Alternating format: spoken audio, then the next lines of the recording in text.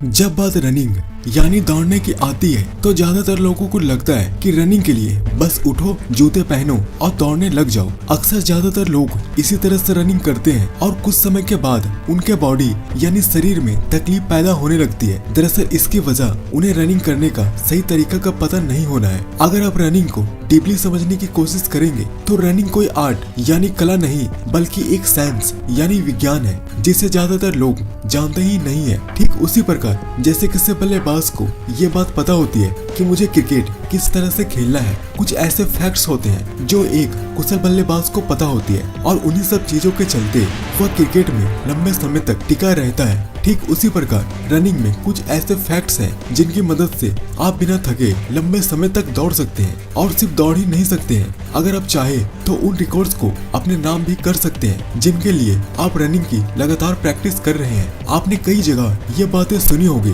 कि दौड़ने से स्टेमिना बढ़ता है और शायद आप इस चीज को मानते भी होंगे, जो कि सच भी है। लेकिन क्या आपको पता है कि रनिंग से सिर्फ आपका स्टेमिना ही नहीं बढ़ेगा बल्कि आपके शरीर में ऐसे गजब के चेंजेस यानी परिवर्तन भी आएंगे जिसके बारे में अभी आप अंदाजा भी नहीं लगा सकते हैं। स्टेमिना बढ़ाना रनिंग का सिर्फ एक छोटा सा पार्ट है। तो दोस्तों ये वीडियो आपकी जिंदगी की सबसे स्पेशल वीडियो होने वाली है, इसलिए इस वीडियो को शुरू से लेकर एकदम लास्ट तक देखना, क्योंकि इस वीडियो में जो बातें मैं आपको बताने वाला हूँ वह कोई साधारण बात नहीं है और आपको कम से कम अपने शरीर के लिए इन बातों का पता होना जरूरी है। तो चलिए वीडियो को शुरू करते हैं। फैक्ट नंबर 1, क्या आप उसेन बोल्ट को जानते हैं? इन्हें वर्ल्ड यानी दुनिया का सबसे तेज दौड़ने वाला इंसान माना जाता है। इन्होंने 3 ओलंपिक्स में 8 गोल्ड मेडल अपने नाम किए हैं और सिर्फ इतना ही नहीं, 2008 से सभी ओलंपिक्स के 100 मीटर और 200 मीटर रेस में जीतकर वर्ल्ड रिकॉर्ड बना चुके हैं। इन्होंने रनिंग करने के बहुत ही इंटरेस्टिंग फैक्ट्स बताए हैं और साथ ही उन्होंने ये भी बताया है कि फाइनल रेस में आपको क्या सोचना है जिससे आपके रेस में जीतने के चांसेस ज्यादा हो। तो पहले हम जानते हैं कि रनिंग का सही तरीका क्या है। Position of head, hands and shoulders यानी आपके सर, हाथ और कंधे की स्थिति। बोल्ट कहते हैं कि जब आप रनिंग करते हैं तो आपके हाथ हल्के से मुड़े होने चाहिए और साथ ही रनिंग करते समय उसे अपने शरीर से ज्यादा दूर तक ना लेके जाएं, उसे एक सीमित मात्रा तक ही आगे पीछे करें जैसा कि आप इस वीडियो में देख रहे हैं। और रनिंग करते समय आपका शरीर और आपका सर का पोजीशन ऊपर की तरफ नहीं होना चाहिए बल्कि सर का पोजीशन थोड़ा नीचे और आगे की तरफ हल्का सा झुका होना चाहिए, जैसा कि आप इस वीडियो में देख रहे हैं। अपने कंधे 90 डिग्री के कोण पर रखने की कोशिश करें। इंटरव्यू में उसेन बोल्ट से पूछा गया कि जब फाइनल रेस का मौका आता है तो सभी धावक का दिल तेजी से धड़कता है, उस समय आपके दिमाग में क्या चलता है? इस इंटरव्यू में जो सवाल बोल्ट से पूछा गया था वो सवाल लगभग सभी धावक के मन में जरूर आता है कि आखिर उसेन बोल्ट जैसे बड़े प्लेयर्स फाइनल रेस में क्या सोचते हैं जिससे वह घबराते नहीं है और एकदम कॉन्फिडेंस यानी आत्मविश्वास के साथ रेस को जीत लेते हैं। तो इंटरव्यू में बोल्ट ने कहा कि हमारा दिमाग हमारे किसी काम को करने से 10 गुना ज्यादा बातें पहले ही सोच लेता है, यानी आप जिस काम को करना चाहते हैं उससे रिलेटेड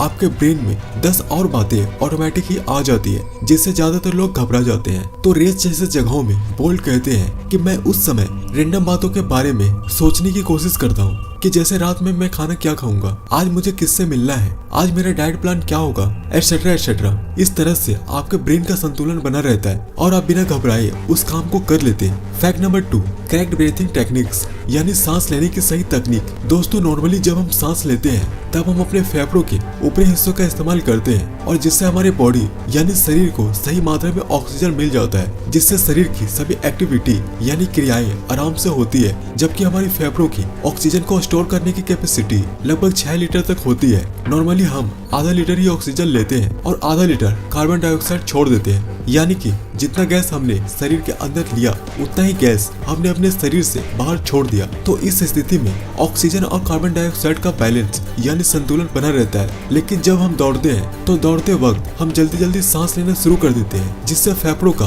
ऊपरी हिस्सा ही इस्तेमाल हो पाता है और जब आप मुंह से ज्यादा सांस खींच लेते हैं तो कार्बन डाइऑक्साइड को सही से छोड़ नहीं पाते हैं। तो इस कंडीशन में फेफड़ों में जरूरत से ज्यादा हवा भर जाती है जिससे ऑक्सीजन और कार्बन डाइऑक्साइड का संतुलन बिगड़ जाता है और इससे नई ऑक्सीजन फेफड़ों में कमी आ पाती है और फेफड़ों फेफड़ों की मांसपेशियों पर जोर पड़ने लगता है। इस वजह से फेफड़ों की मांसपेशियां थक जाती है और बिना ऑक्सीजन के शरीर में लैक्टिक एसिड की मात्रा भी बढ़ जाती है, जिससे आपकी बॉडी थक जाती है और आपको रुकना पड़ता है। दौड़ते समय आपको सांस को गहरा और लंबा लेना है, जिससे ऑक्सीजन की मात्रा हमारे शरीर में ज्यादा जाए और हम एक ही सांस में 5 से 6 कदम तक दूरी तय कर सके। दोस्तों, जितना अच्छे से सांस लेना जरूरी है, उतने ही अच्छे तरीके से सांस को छोड़ना भी जरूरी है। तो आप जितनी सांस ले उतनी ही सांस छोड़ दें और फिर बाद में नई सांस ले। हमारे सांस लेने की स्पीड हमारी दौड़ने की स्पीड पर डिपेंड यानी निर्भर करती है। तो अगर आप धीरे दौड़ रहे हैं तो सांस लेने की स्पीड भी कम होनी चाहिए। वहीं इसके उल्टा अगर आप तेज दौड़ रहे हैं तो आपके सांस लेने की स्पीड भी तेज होनी चाहिए। फैक्ट नंबर 3, पैरों की अवतरण। दोस्तों, इसे रनिंग का एक अहम हिस्सा माना जाता है। ज्यादातर लोगों का रनिंग को लेकर ये सवाल होता है कि पैरों को जमीन पर लैंड कराते वक्त पैरों की लैंड पंजों के बल होनी चाहिए या हील के बल। ज्यादातर लोग रनिंग करते वक्त अपने हील यानी एड़ी को जमीन से छूते हैं, लेकिन ये पैरों की लैंडिंग कराने का सबसे गलत तरीका है, क्योंकि हील से जमीन पर छूने की वजह से शरीर का सारा वजन आपके घुटनों पर आता है और अगर आप लंबे समय तक इसी तरह से रनिंग करते हैं तो आपके घुटनों में परेशानियां आ सकती है। इसलिए कोशिश करें कि आपका पैर एकदम सीधा जमीन पर लैंड हो। ऐसा करने से शरीर के सभी हिस्सों पर एक समान दबाव पड़ता है और आपके घुटनों में किसी तरह से कोई समस्या नहीं होती है। और साथ ही सीमेंटेड रोड पर ना दौड़े, क्योंकि सीमेंटेड रोड बहुत ही ठोस होते हैं और इसकी ठोस होने की वजह से इसका प्रभाव सीधा आपके घुटनों पर पड़ता है और आपके घुटनों में परेशानियां आ सकती है। फैक्ट नंबर 4, रनिंग में सबसे ज्यादा बल या जोर आपके पैरों पर पड़ता है। इसलिए जरूरी है कि आपको अपने पैरों पर विशेष ध्यान देना चाहिए, यानी आपको अपने पैर को मजबूत बनाने के लिए एक्सरसाइज करना चाहिए, जिससे दौड़ते समय आपके पैर में किसी तरह की दिक्कत ना आए। और इसके लिए कुछ एक्सरसाइज है जिसे आपको करना चाहिए, जैसे back squat, front squat, walking lunges, reverse lunges etcetera etcetera. इन एक्सरसाइज को अगर आप पहली बार करोगे तो आपको फील होगा कि ये काफी हार्ड एक्सरसाइज है, लेकिन इससे घबराने वाली कोई बात नहीं है और इसे आपको रेगुलर करते रहना है। और इन एक्सरसाइज की टाइमिंग को भी आपको धीरे धीरे बढ़ाते जाना है। इन एक्सरसाइज को आपके लेग्स के लिए काफी अच्छा माना जाता है। इन तरीकों से आपके लेग्स बहुत ही जल्दी मस्कुलर बन जाते हैं। फैक्ट नंबर 5, तो दोस्तों, जब आप अपना स्टेमिना बढ़ाने के लिए इतना सब कुछ कर रहे हो तो यह भी जरूरी है कि आपको अपने डाइट यानी आप अपने दिन भर के खान पान पर ध्यान दें, क्योंकि ऐसा कई बार होता है कि जब आप छोटा से छोटा एक्सरसाइज भी करते हैं तो बस 5 से 10 मिनट में ही आपको ऐसा लगता है कि यार अब मेरे बस की बात नहीं है। तो इसकी केवल एक ही वजह होती है और वह वजह आपके बॉडी यानी शरीर में इंडोरेंस यानी सहनशीलता का कम होना, या दूसरे शब्दों में कहूँ तो आपका रोज का खराब डाइट प्लान है। तो अभी मैं